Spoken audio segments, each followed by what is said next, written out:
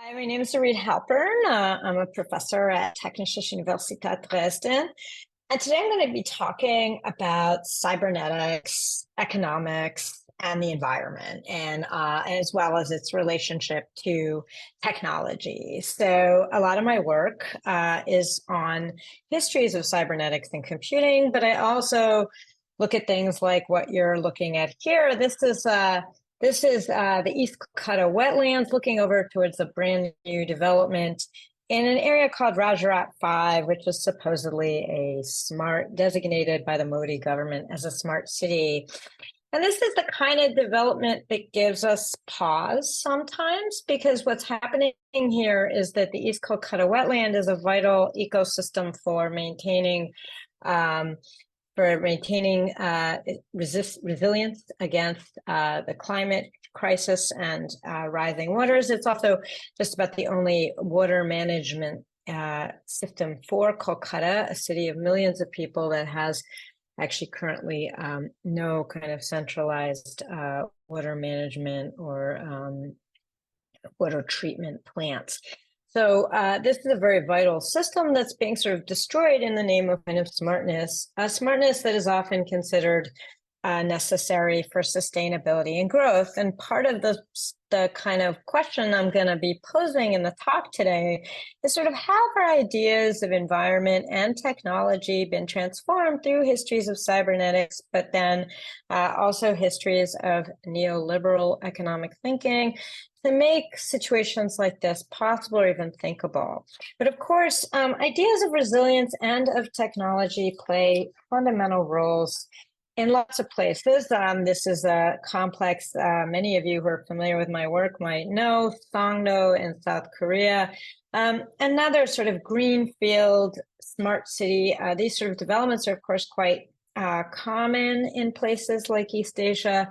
And they're sort of rolled out by combinations of corporations, developers, as well as part of kind of national visions for quote unquote development or kind of both technical, economic, and also growth as well as sustainability. And so today we're going to be thinking a little bit about how our ideas of nature, culture, and technology have been changing to make these sort of infrastructures possible or thinkable, and also to ask sort of what are our options? How do understanding history help us rethink or maybe reimagine the way we're dealing with the built environment, but also more vitally, perhaps with political economy and with urbanism. So lots of things. But basically, I'm going to be talking about a concept called resilience and how we've come to see the world as being full of sort of instability, volatility, constant precarity and adversary that our technologies, as in the example of the city, are supposed to guard us against, both against economic volatility, but also those of economics and environment and also geopolitics. After all, Songdo is not very far from North Korea, so this is also sort of a secured installation. And a lot of this work comes from my recent book with Robert Mitchell called The Smartness Mandate. And as in any talk, I have to sort of make a case for it. So anyway, without further ado, that's a little background on me and my current research. I'm just going to talk for a moment, and I'm now going to start the talk. So today we appear to be in an era beset by catastrophic events. Pandemics, anti-democratic insurrections, wars, climate change, and the climate crisis. If there's a unique feature, however, to this barrage of catastrophic events, it's their seeming banality and ubiquity. These ongoing events appear to evade historical demarcation as events either revolutionary or catastrophic, replacing such historical demarcation terms such as the new normal and even next normal circulate ad nauseum through news articles and social networks. In turn, policymakers, psychologists, ecologists, and business strategists urge making systems, institutions, and even human subjects resilient. capable of enduring and even profiting from change and crisis.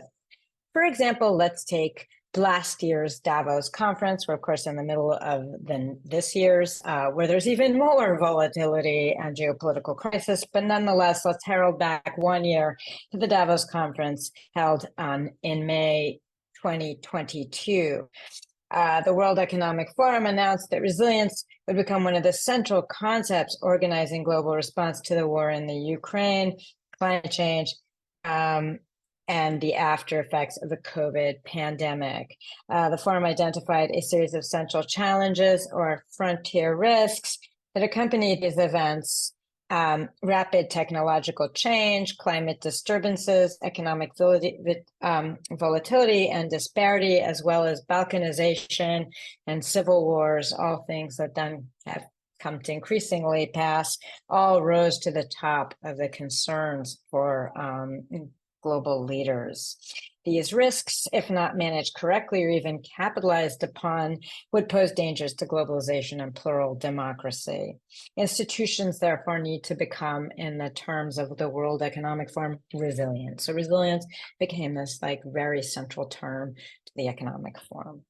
As the president of international markets at Dow Technology, Angus Haggerty, put it at the Davos conference, we need digital resilience. This digital resilience emerges from an unprecedented acceleration of innovation in the sector from the COVID-19 pandemic, and I quote him here, positions an enterprise to pivot fast, adapt to fluid conditions, maintain seamless business continuity, and capitalize on opportunities. Such agile fluidity will be accomplished, he argued, through centering, of course, on things like cyber security and ubiquitous computing and AI. Also, we can presume that these are the central concerns for the Dell Corporation as well. Of course, while resilience might commonly be thought a psychological or environmental attribute, the forum highlights the new centrality of this term to organizing political economy. As discourses of resilience imply, the idea that we now live in a world of both constant technical innovation and regular trauma appears seemingly natural. We've come to accept this as unquestionable. What is at stake in this discussion is fundamentally how we understand social, natural, and technical change. The very idea of the normal curve was an invention of the 19th century. For people who are familiar with the history of science, it was very important to the 19th century human sciences, and it underpinned contemporary understandings of nature, economics, populations, and race. So these are eugenic charts by Francis Galton, who was the cousin to Darwin, that are attempting to demonstrate kind of normal and abnormal human beings and to sort of type or class criminals, Irish, so different. There was a deep racism, right, in this effort to kind of create categories and ideas of normal humans and then humans who are less than normal or less than intelligent, so on and so forth. Categories usually assigned to Blacks, women, Jews, Irish, numerous other groups that were being typed as either racialized or ethnically or sexually inferior to supposedly white men. And so the normal curve was very important for this order of society. This order of nature would be replicated with orders of society. But the normal was also embedded in concepts of evolution. So this is Charles Darwin's early sketch of the tree of life. How did systems change, right? So our ideas of normality are also about our ideas of society, but also about ideas of how societies evolve and adapt, and how does nature evolve and adapt. So there's a relationship between these two ideas. How do systems change? And when did events happen? Were extinction events, for example, norms, or part of regularly occurring processes?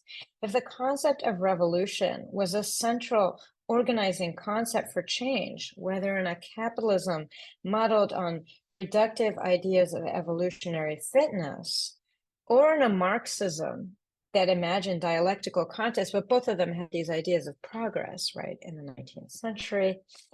Then the concept of both constantly evolving but never revolutionary systems appears novel.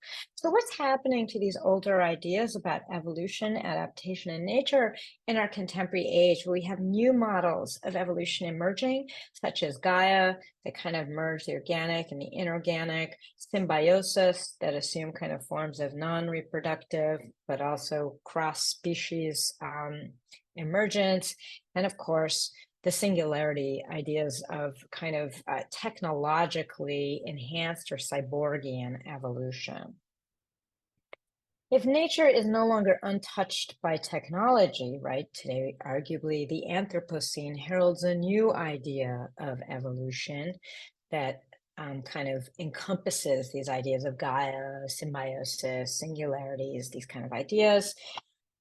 Where nature is never untouched by technology, we might ask what new concepts of history, governance, and politics and technology are emerging in our present. So what ideas do we have now of evolution? My intent is to briefly historically situate this new nature. And of course, nature is always in parentheses. It's not a kind of absolute real thing out there. It's a historically contingent, contested, and situated category, and new normal and its relationship to managing risk and futurity. So this brings us to the ideas. So volatility and uncertainty, these contemporary ideas of a world that's always changing and in flux, always precarious, always undergoing wars, climate crises, economic volatility, that was not always considered a norm of nature. In fact, even as recently as post-World War II, it wasn't.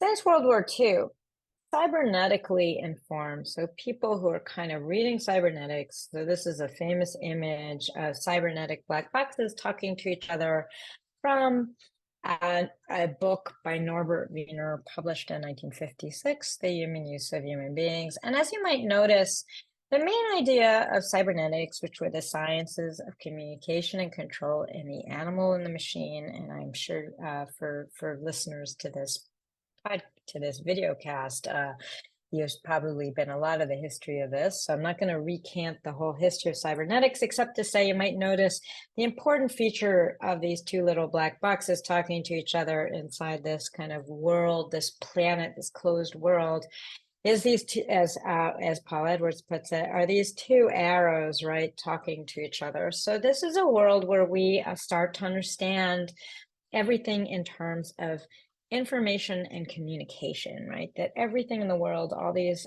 different agents are talking to each other, and that this is that the important concern for science is modeling these conversations, right? But it wasn't just conversations between people and machines. It might also be conversations or communication in ecosystems. So these ideas penetrated ecology, a science that had started already in the 1920s with people like Arthur Tansley under the British Empire. So there's always been a relationship between the science and imperial or colonial concerns. Began modeling the ecosystem in terms of information flows and flowcharts, just like we might do in early programming from these eras too. So this is a famous image from a famous ecologist, Hutchinson, who was in the Macy conferences for cybernetics, showing a kind of these feedback loops, right? And kind of imagining nature as also a kind of perfectly balanced homeostatic machine where carbon and nitrate cycles and other sorts of cycles sort of talk to each other, and the system responds to maintain balance. Initial models understood the term, as I mentioned, the world in terms of homeostatically organized network systems.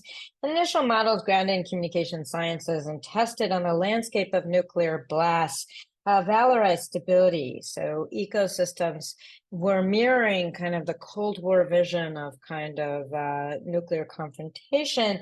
They're supposed to be made of feedback loops that aspire to balance, much like the early models of the homeostat coming from the sciences of communication and control.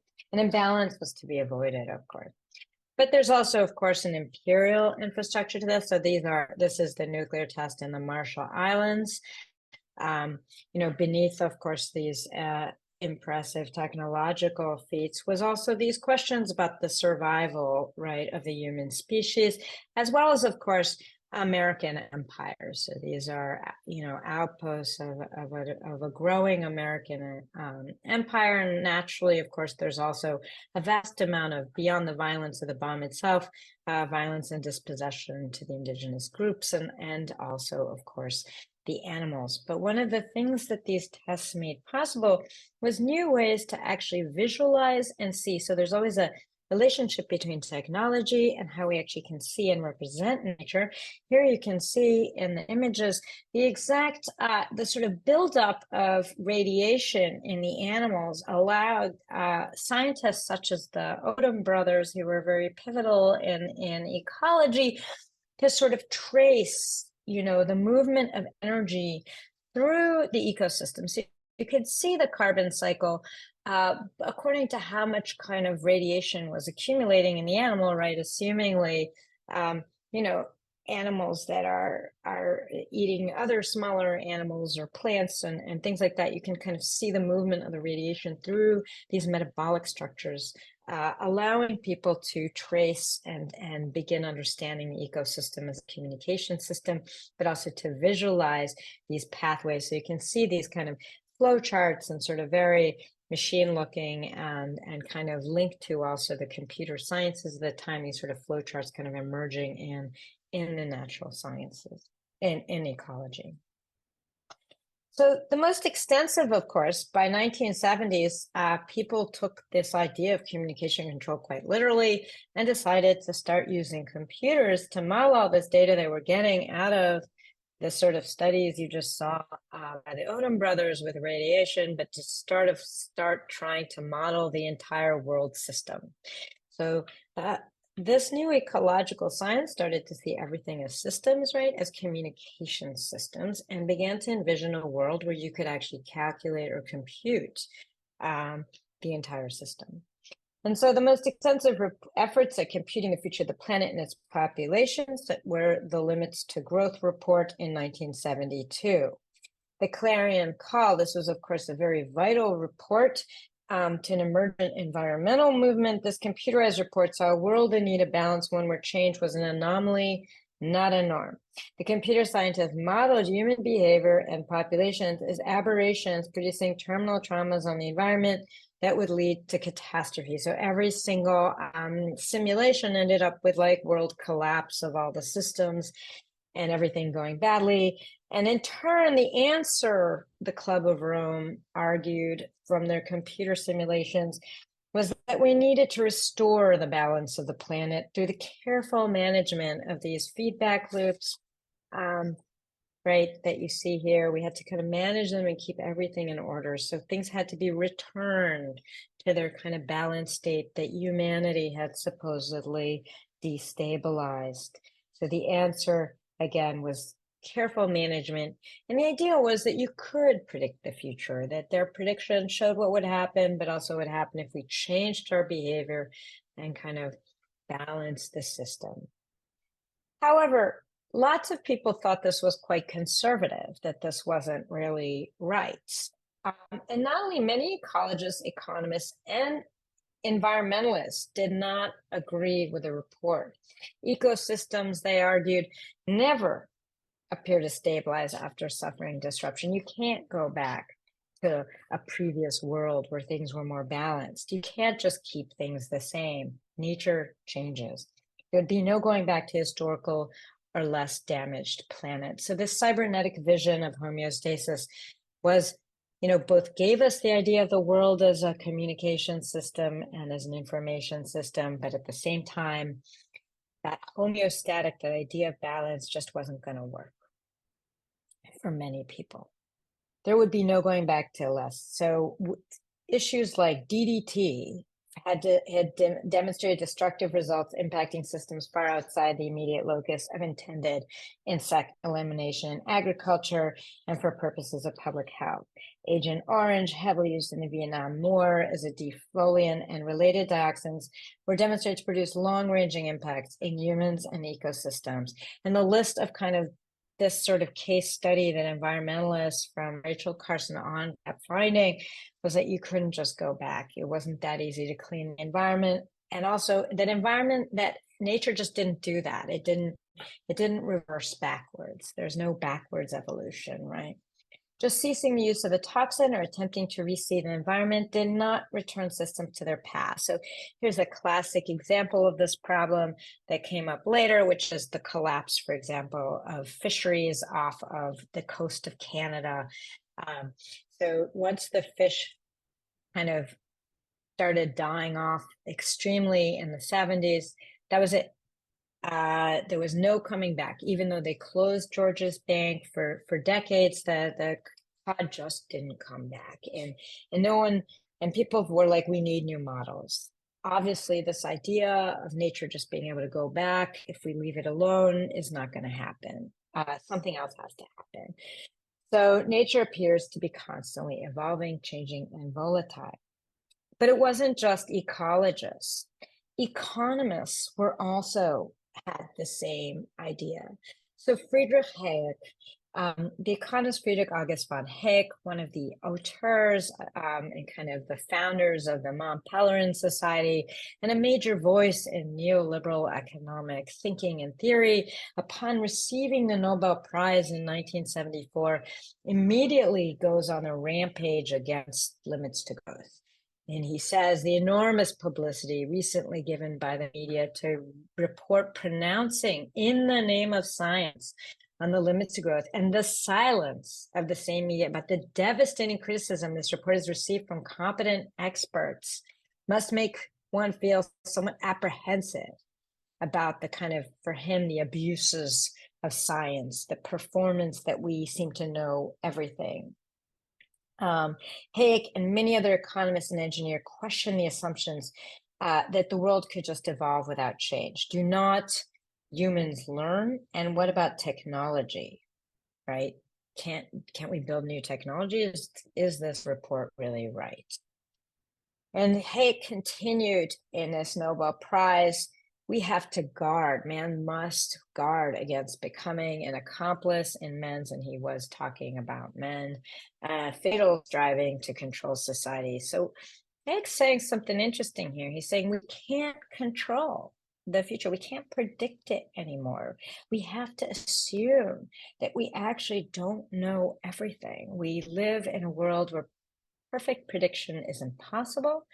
And instead, we must embrace the idea that no brain, so conscious planning is not going to work. No brain has designed, but rather, the civilization has emerged from the free efforts of millions of individuals, free to join the market. But it's interesting to note what Hayek's saying here. Hayek was also very interested in systems theory and cybernetics. He's saying, actually, our ability to predict the future perfectly is impossible. So we can't plan. Okay, he's against state planning, socialist planning, things like this. But instead, we can turn to managing the future, not planning it per se, not perfectly predicting it. And we have to assume that the world is always changing. We also have to assume that the world emerges, our civilization emerges, not from a centralized power like a government, but rather from the networked kind of interactions, the communicative interactions of millions of individuals. So we hear a similar idea of kind of systems emerging through communication and information, but in this case, not with a kind of ability to control directively from a centralized computer or a centralized government, but rather through maybe something that might seem more familiar to us, like the internet or social network, kind of supposedly free. And of course, for Hayek, freedom means freedom to participate. in market activities to be economic, and that's really important. So there are a couple important things happening here. First, people assume that the world is always changing, it's volatile, it's uncertain. Second, there's an assumption that directed, centralized planning, socialized systems should not or cannot work. And from the ecologists, right, we remember there's a new understanding, again, that the world isn't homeostatic. But of course, economists and ecologists aren't exactly the same, but we're going to talk about where they differ and where they're the same. But the key thing here is that these ideas are looking at a world that is always volatile and constantly changing. It's also very important that these new ideas about planning and about not planning, but managing volatility, so there is a managerial ethos here, are emerging, right? Both these ideas of nature and of economy are emerging in the face of vast geopolitical transformations and economic changes, and of course, environmental. Primarily, these new ideas of nature came in within a context when older models of political economy were also in flux.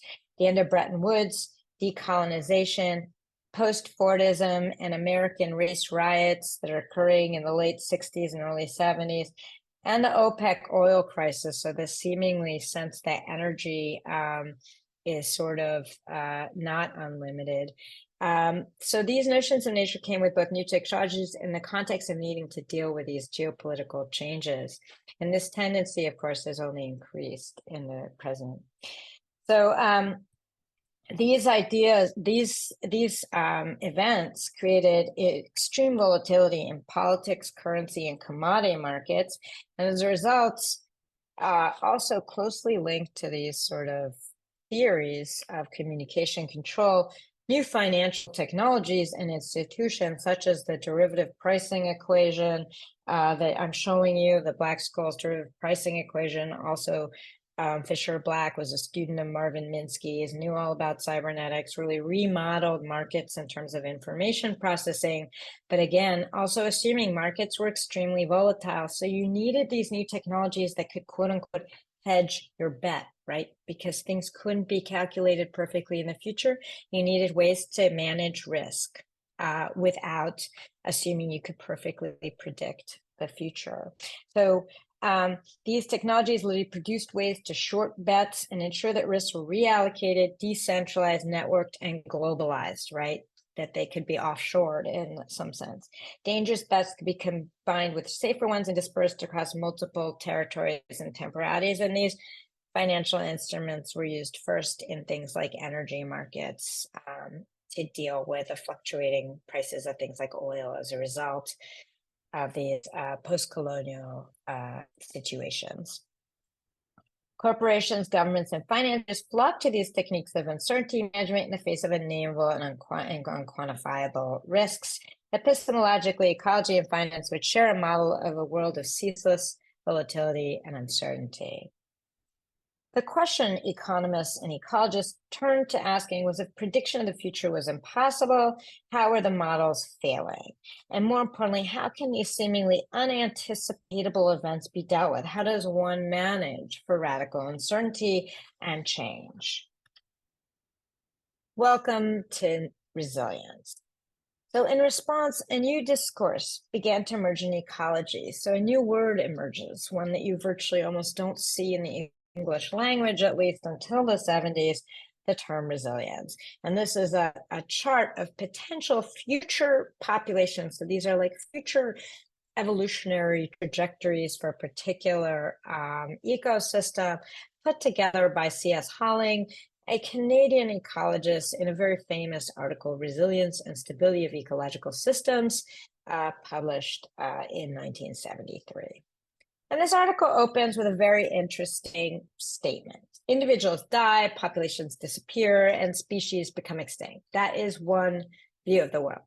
But another view of the world concentrates not so much on presence or absence as upon the numbers of organisms and the degree of constancy of their numbers. These are two very different ways of viewing the behavior of the system. So this is really important. So we're not going to count how many animals are alive or dead. We're going to look at the relationship the constancy of their numbers. So now we're not anymore concerned, maybe we could lose a few species as long as the relationships that maintain the ecosystem persevere. These are the most important things. So it's a relational, again, remember those communication errors. It's a relational way of thinking about the world. Essentially, another rebuke to limits, to growth. Howling posited an alternative world, not a world without change heading towards catastrophe, but a world where change, even catastrophic, is the norm. So change, the world is always changing, right? And how is not the end of systems, but evolution. Extinctions happen, but systems, degrees, and evolution continue.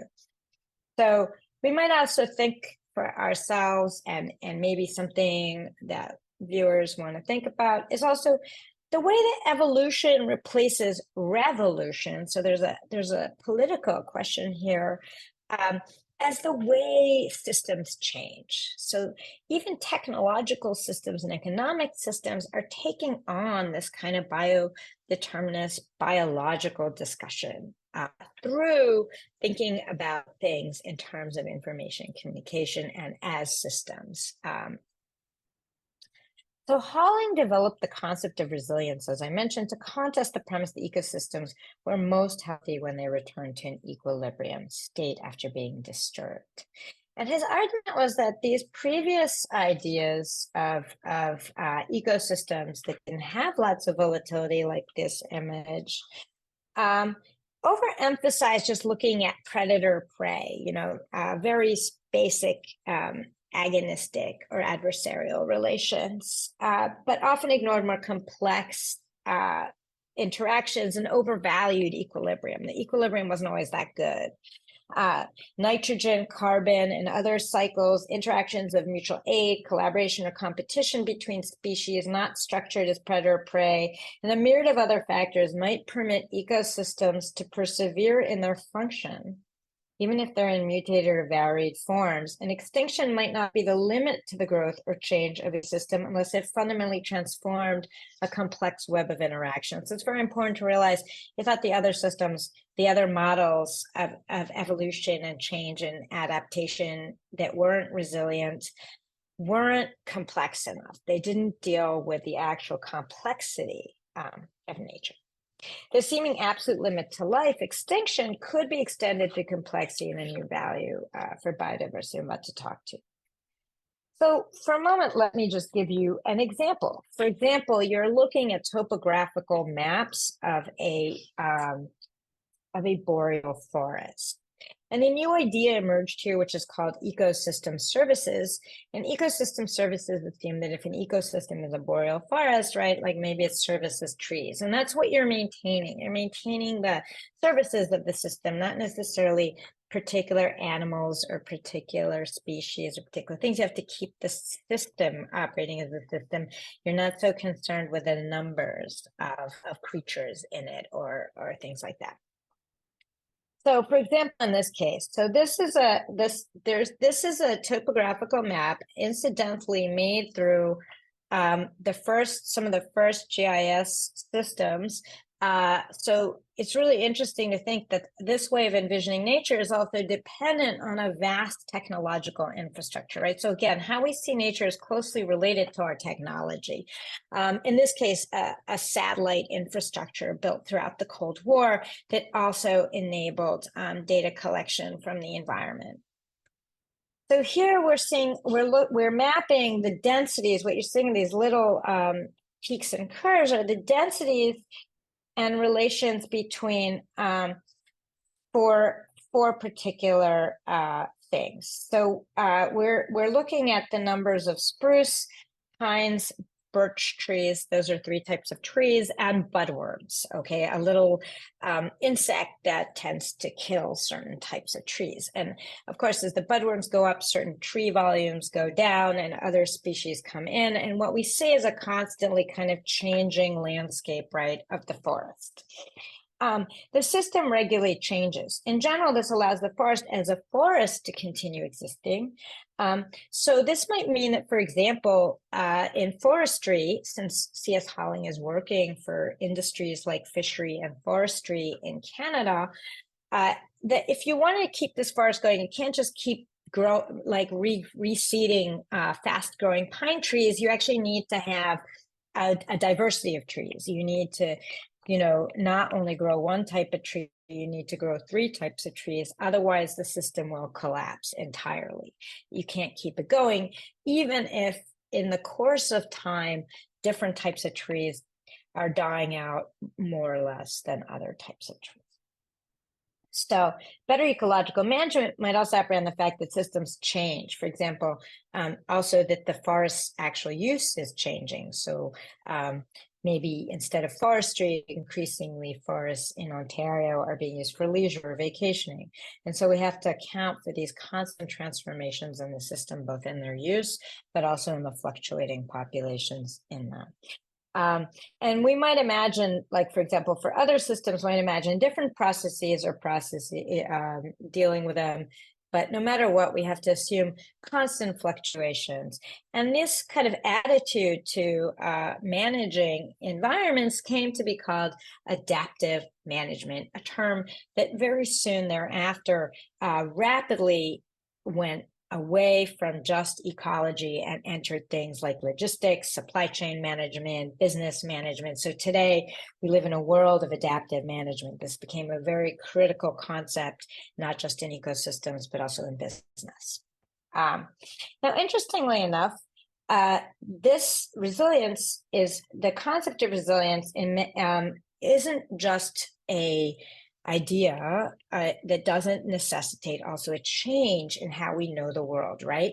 So we have new ways of visualizing the world, new technologies, but we also have new forms of knowledge. And fundamentally, Pauling argued that in order to kind of embrace adaptive management, one of the things that we needed to do is an epistemology of ignorance, or more humorously reframed as how to stop worrying about the end of the world and start managing.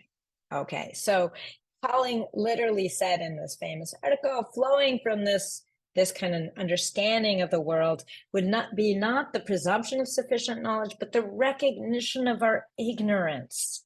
Not the assumption that future events are expected, but they will be unexpected. So again, the whole idea of adaptive management, of volatility in nature, of all of these concepts is you can't fully predict the future. You are ignorant.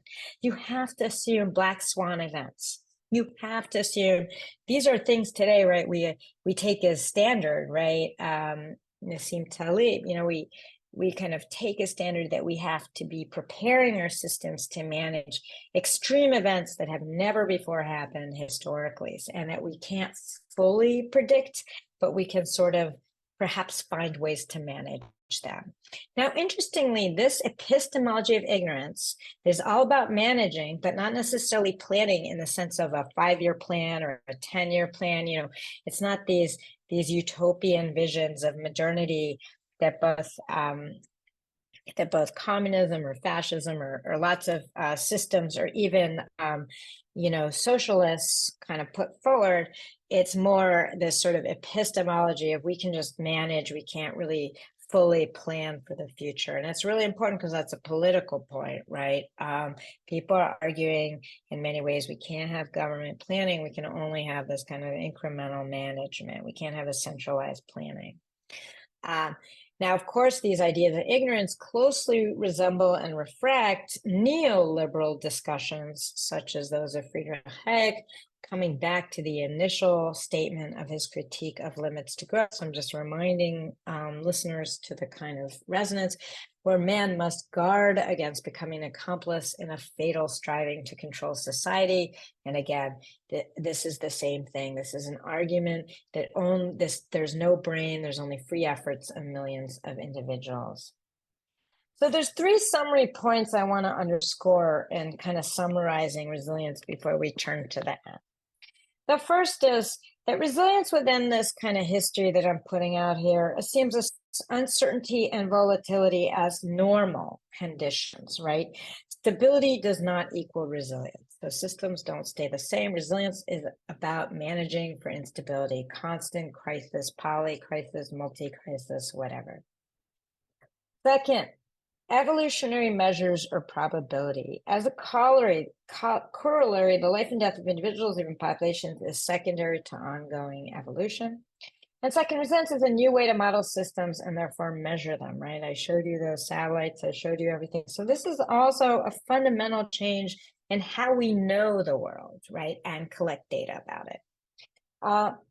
Instead of taxonomy and organizing populations into stable categories, we have to define a system in terms of processes and organizing populations into and measure the relation between populations and other factors. And a corollary of this new approach is that past data can be used to build concepts, but can never actually fully predict the future. So there's always probability that there is a stochastic feature.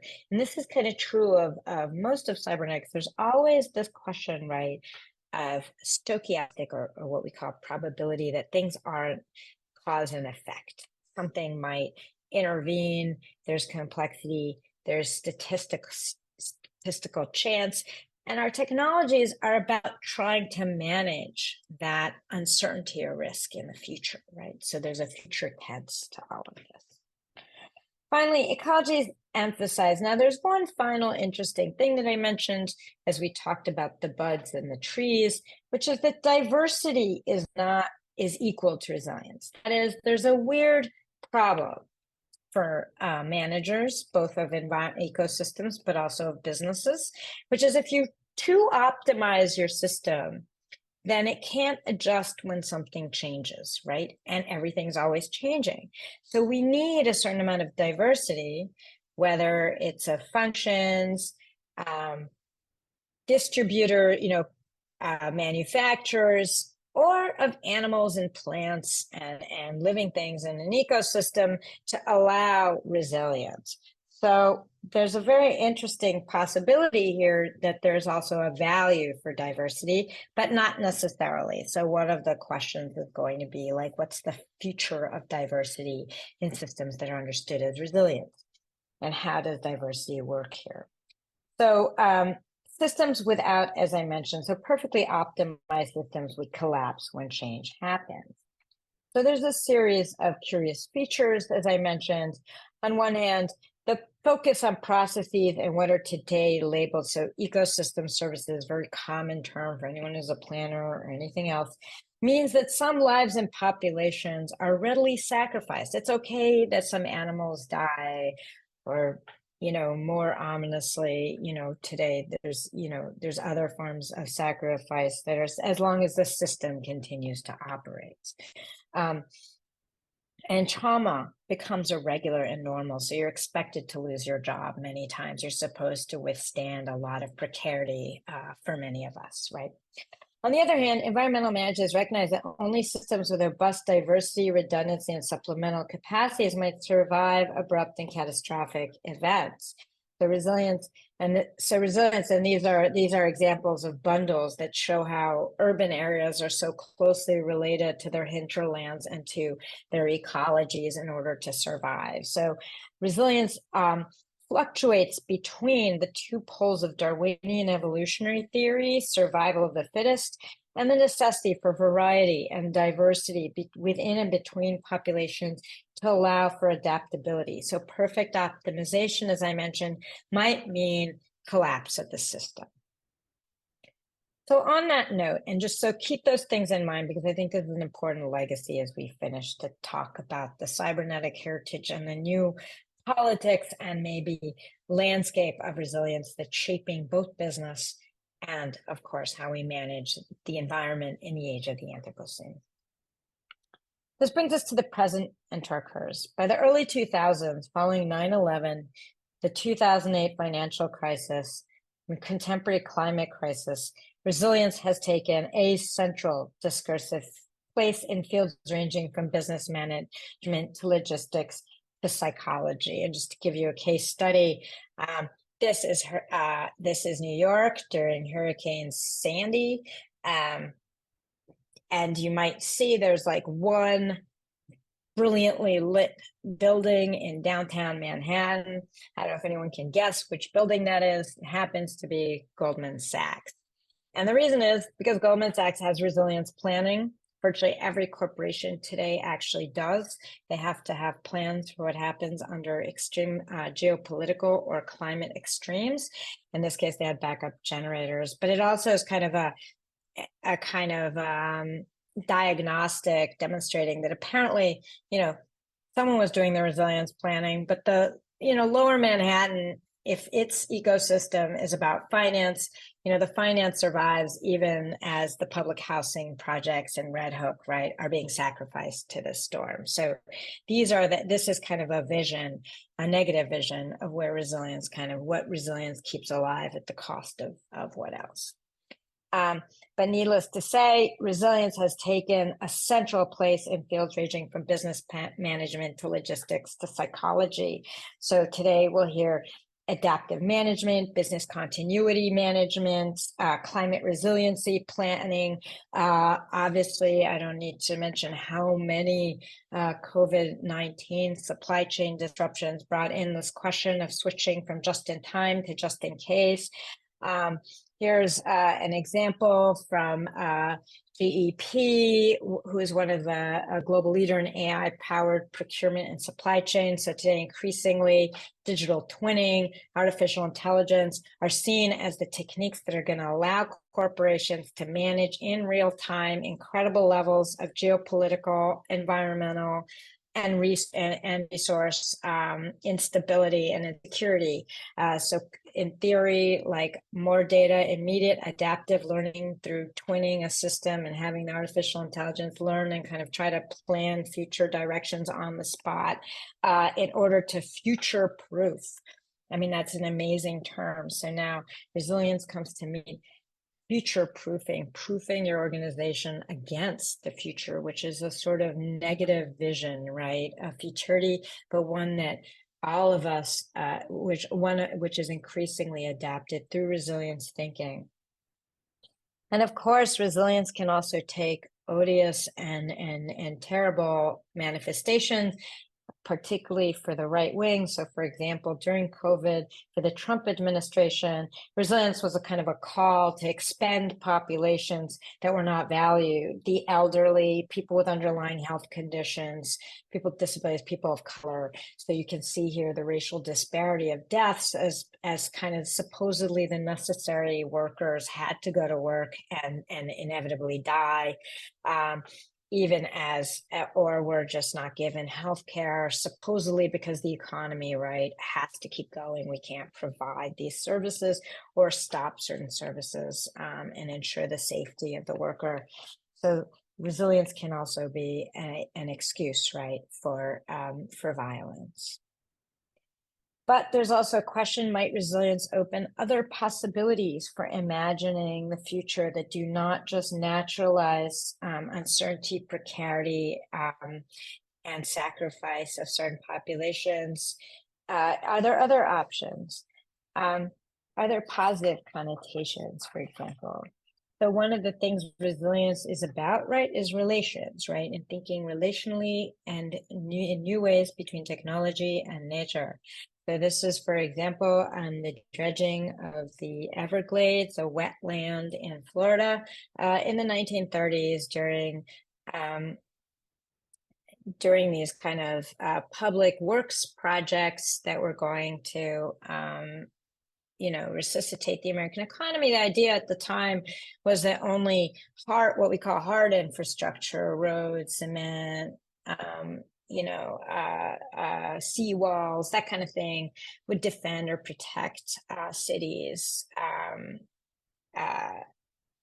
from sort of things like flooding. Today, of course, new plans for Miami have a totally different vision that is about working with the wetlands, using the wetlands to actually preserve the city, as well as potentially allowing water in a controlled way into the city.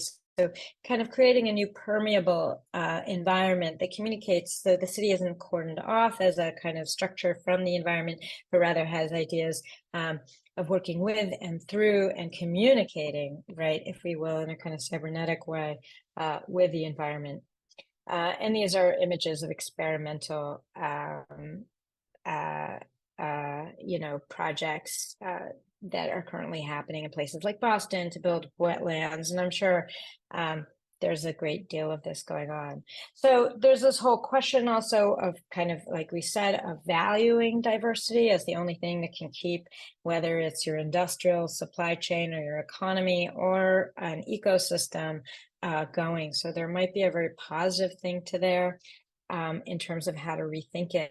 And this brings us to questions also, since we use so much artificial intelligence, as I mentioned, and computing in order to build resilience into our systems.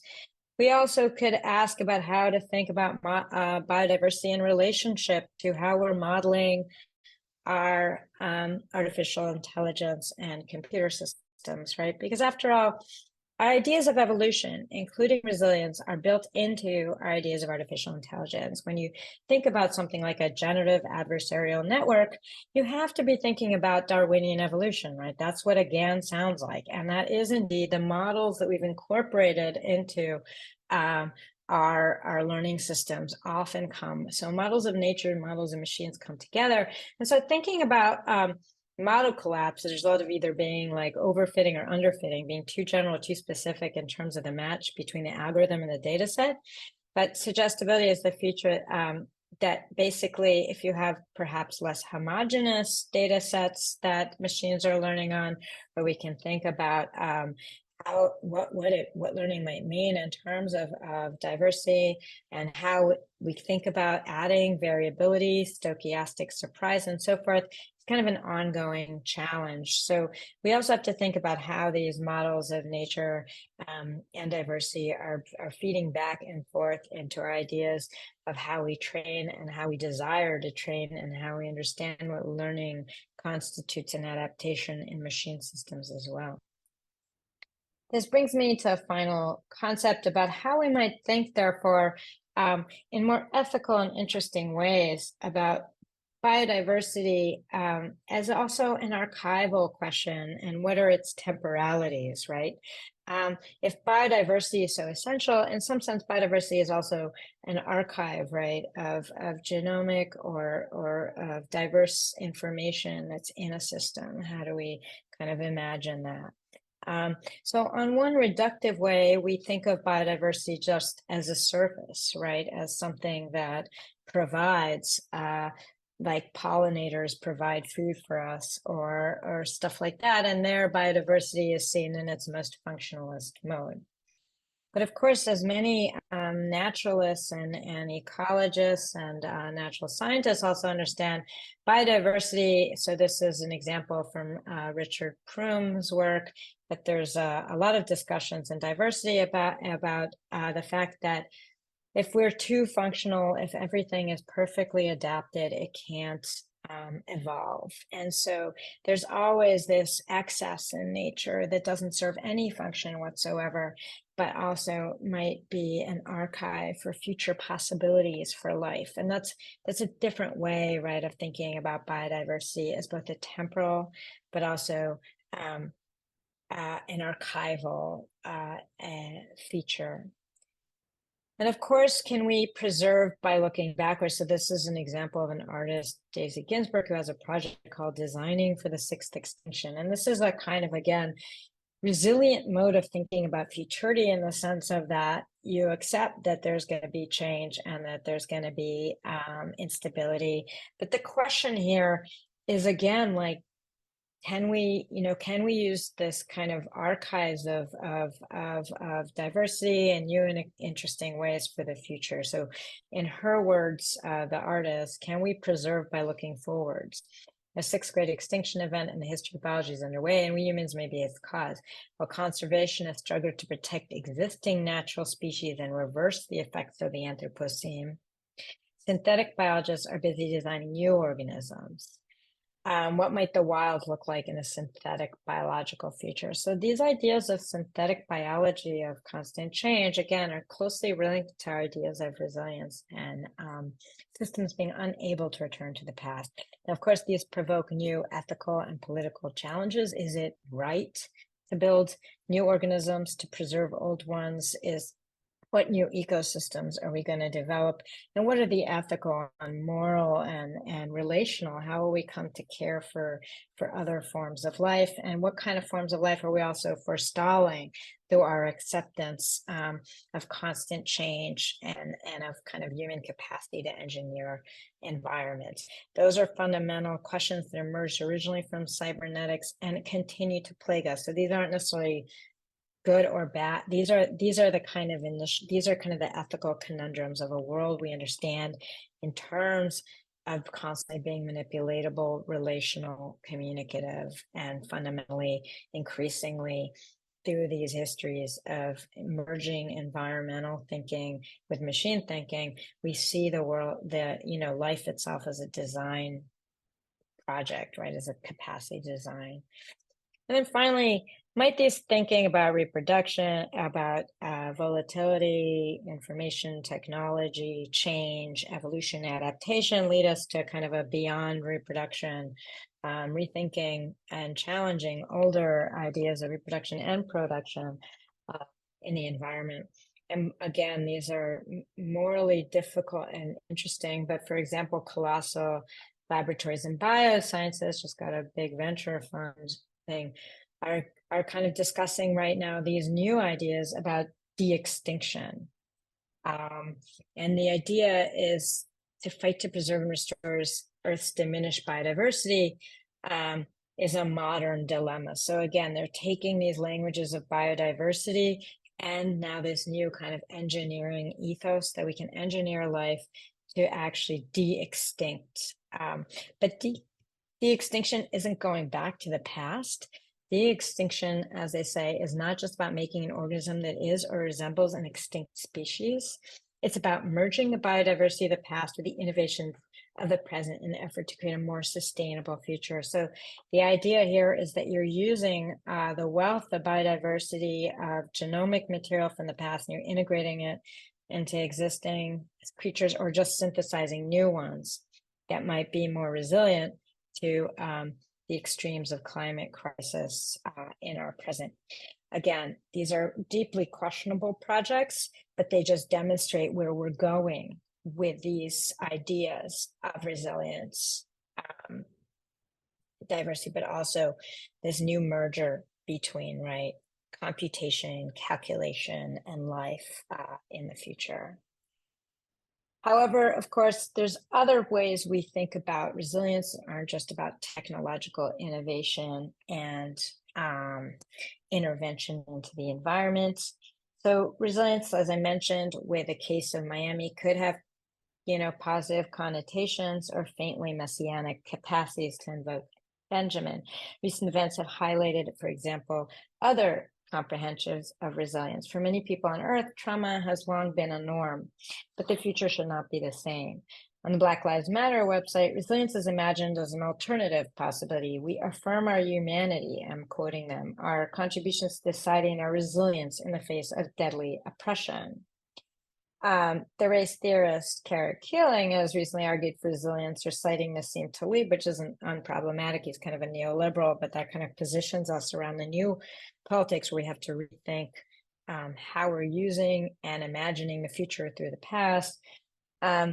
Posits the idea of anti-fragility as a figure of thought for feminist, queer, and Black liberation, the possibility of getting stronger through ongoing shock. This is not a concept of shock for her, though, that legitimates the sacrifice of lives, but one that recognizes that for Black humans, women, and many others, trauma has been ongoing, has been continuous, and can be survived and even surmounted. At the center is an argument that shock may make one stronger, but resilience always admits that we are in an ecological relationship. Remember all those curves and everything, that we're always in relations to others, and that there's always a necessity for diversity, and the possibility that the future of the system won't replicate its past. So there's that faint hopefulness and resilience that we won't just go back to where we were before. Resilience, might recall from ecology, demands change and biodiversity. Here we must contend with how we understand evolution and genealogy. Financial and logistical comprehensions of resilience largely assume a world of scenario plans and unanticipatable futures divorced from historical legacy or context. Focusing on services eliminates the needs to focus on environments or milieus, the conditions of possibility for life. But resilience could also operate differently. In the spirit of Black Lives Matter, could we not understand resilience as about historical consciousness and actual redesigning of institutions and environments? The future does not need to replicate the past. Resilience can be a call for multiplicity and for futures not yet known. It could offer a model of ecological thinking that might defeat the optimized demands of capital or conservatism. It might offer the possibility not of a new normal, but a new nature. I end with a project that I currently manage that's thinking about how we imagine non-catastrophic futures. Thank you very much, and I'll end there.